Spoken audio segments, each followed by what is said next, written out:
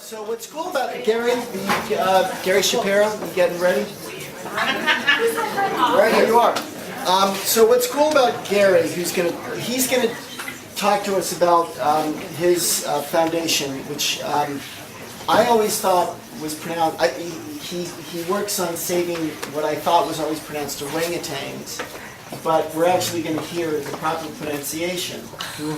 So I think that will be a takeaway for everybody. Anyway, thanks, Gary, for joining us. Well, thank you. Did you adopt a dog? Cool. Just taking her to the bed. Oh, all right, good. There's something completely different. You leaving? What's that all about? Oh, are you looking at this? Okay. I thought people were talking about the dog going to the bathroom. I'm like, God, they do it. All right. Thank you. Thank you so much, Glenn. My name is Gary Shapiro, and I've been fascinated, well, some people say obsessed by orangutans for almost 4 decades. Okay?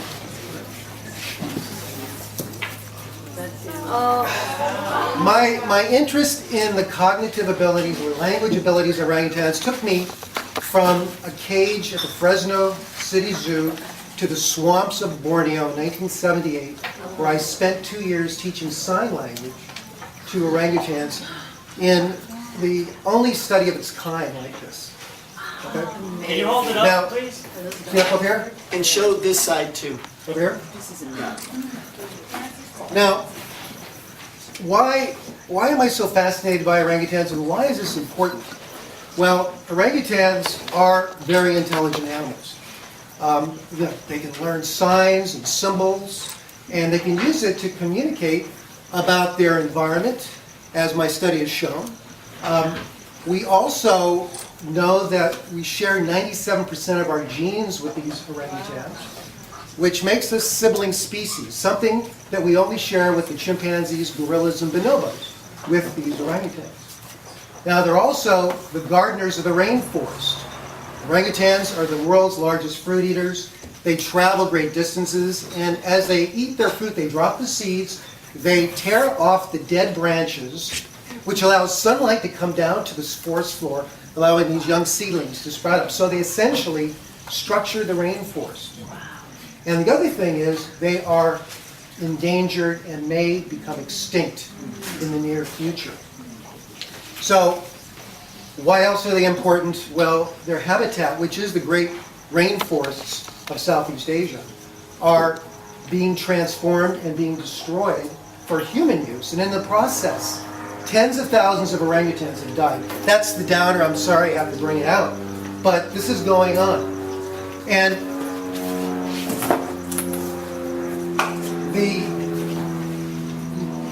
years ago, maybe about 50 years ago, there were probably 100,000 orangutans. But because of activities like this, where we're talking about the clearance of rainforest for large-scale agriculture, things like mining and logging, and to a lesser extent hunting and the illegal pet trade, orangutans' numbers have been depleting to, like, maybe on the island of Sumatra, which is one of the only islands they're found on, there is probably fewer than 6,000 left. We think there's around 6 to maybe 6,500. That's it.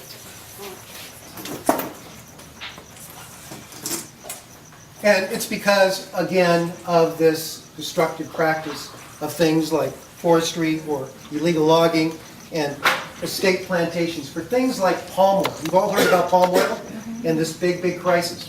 So I found myself years ago working in the jungles of Borneo with these orangutans. I started an organization, which I was the vice president for 18 years. We were focusing more on the rehabilitation of ex-captive orangutans. But my wife, who's sitting over here from Indonesia, Ingriani, she and I felt that it was important to grapple with the problem. And the cause really is the lack of education and caring by those people in Indonesia where these animals are mainly found, the remaining populations. So in 2004, she and I co-founded the Orangutan Republic Foundation. And what we're doing is not dealing with the ex-captives, we're dealing with the causal problem about ignorance, about apathy, and also about apathy and about fear. So we have programs that we sponsor, things like scholarships, things like conferences and workshops, as well as we have, I should show the picture here.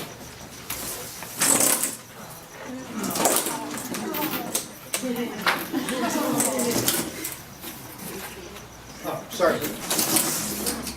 We do scholarships, real quick. Scholarships. We also have programs. We go out to the villages where we educate the people there about the conflict going on. We're trying to reduce the conflict. And so we also have a domestic program here in the United States. And so my offer to you tonight was we are looking for volunteers to help us in our mission. We need people who can help us with things like writing, graphics, video storytelling, things like fundraising and outreach events, things of that nature. So my friend also volunteered, Lisa Miller, who's been here many times before. She and I will be here later on to answer questions, and if you'd like to have some further information. We're having a kickoff meeting at the Yahoo Community Center on August the 15th, and we hope you can be there. Thank you.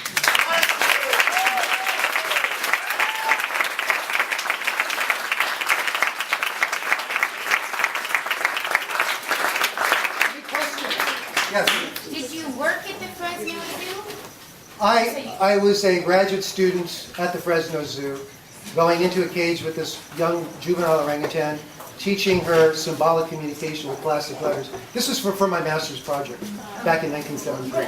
I'm from Fresno. I've been to Fresno. You remember Zoo. Azak?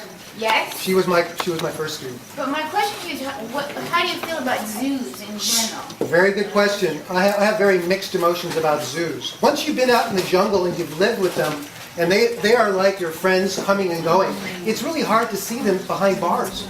Yeah. So you got to understand, I really feel very torn about this. But I will say that if there are going to be zoos, they better really focus on the well-being of the animals and not just the kids having their popcorn and a good place to sit. They should be focusing money on building enclosures to stimulate the minds of these orangutans, because there's nothing worse than seeing them just sit there and pine away. You have a question? I don't know if you said this or not, but how many orangutans are left? Left in the wild, we have possibly 45 to 50,000 on Borneo and 6,000 maybe to 6,500 on Sumatra, and that is it. And the numbers drop at least 10% a year. Are they the One same more question? species on both islands? I'm sorry? Is it the same species? There's not a Well, they used to be the same, but then the taxonomists speciated them. So you have Pongo pygmaeus on Borneo and Pongo abeli on Sumatra. Have you considered starting a petition through Change.org? We've done that. We've done it to put a stop to the illegal pet trade, and we're also working to stop the destruction of the Tripa rainforest in Sumatra, which is a devastating catastrophe right now, where it's still being burned, even if it's an illegal permit to make a palm oil plantation. There used to be 2,000 orangutans, there's now 200 or maybe fewer than that. So was please it visit. effective? Was it effective? It's being effective, absolutely. The government is now investigating. They're putting people, they're doing investigations on the illegalities of issuing the permit. The former governor who did it is out of office, and he's also being looked at.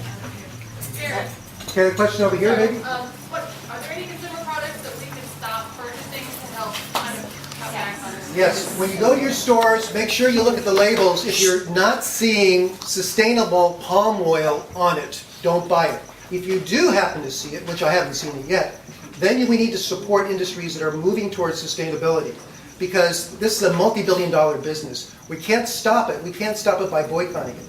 But what we can do is move the people and the industry towards sustainability. That's the kind of activities I think that will be productive. But the biggest reason there's deforestation of rainforests is to create food stock for beef. Yes. So don't buy beef. I mean, that's I'll be here later if you have any other questions. We'll be happy to have them.